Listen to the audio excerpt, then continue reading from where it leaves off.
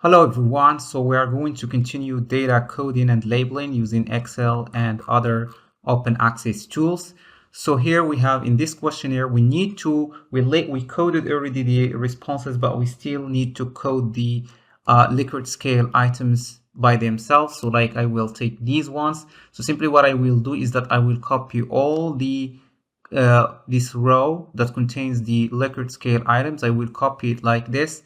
Maybe go here to create new sheet, and then I will click somewhere in an empty cell anywhere I want to put the data, and then I will right click and I will go here to transpose T. So once I transpose this, so I will have all the items here. So these are the statements, and I need to give them code. So these are like, I need codes that contain no space, and here these are the Likert scale statements.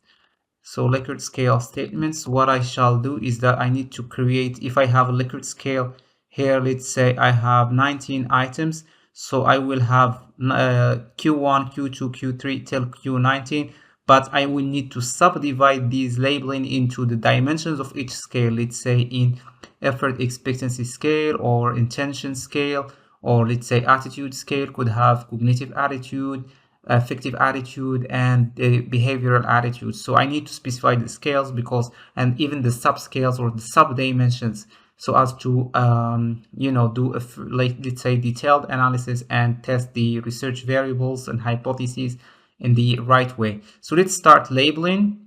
So we have codes here, so I can skillfully use AI applications or products to help me with my daily work. So I need to go back to the questionnaire I adapted. I need to find the name of this scale. So here it is called EL or AI literacy. So I will call it EL1.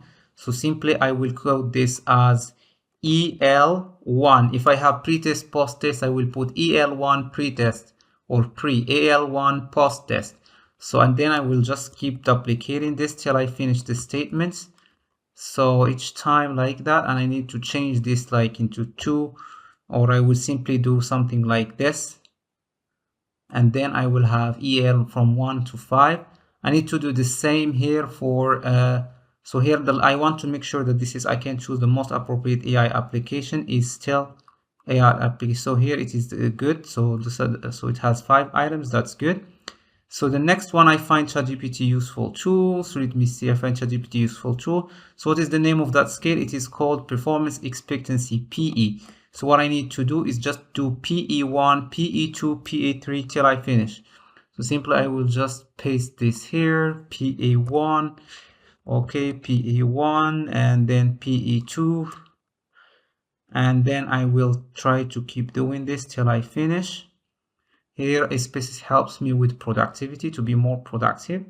Assuming I had access to ChatGPT, let's see, assuming I had access to ChatGPT, where is it? This one, so it is intention, so int. So I will simply say it is int, like this, 1 and 2 and 3, till I finish. So like that, and then I will simply drag here. So intention seems to have 4 items. Let me check if it has 4 items really. I plan to use ChatGPT. Yeah, so it has 4 items. That's good. And the last one is so what remained is this. So we have EL, AI literacy, performance, and then intention. So I need to see the last one. So I can access AI platforms. So I can access AI platforms. Yeah, so this is AI accessibility. So AI1 like this. So I will just simply paste this one here. And then I will just put, for example, AI1, AI2, etc. Or so do like this. And then I will simply drag it this way. Perfect. So further, I need to clean this. So simply I will just select this and go to Control H or Command H, put this and replace all with emptiness. I need to do the same for this one. I don't know what these strange characters are showing here, so I need to do further cleaning of this data. And then I can do some manual work like of these ones, like 1, 2, 3, etc. So you see the data labeling and coding is very time consuming, especially if you have a large data set, because you try to clean your data before cooking it, like before eating it. So anyways, this is just a metaphor.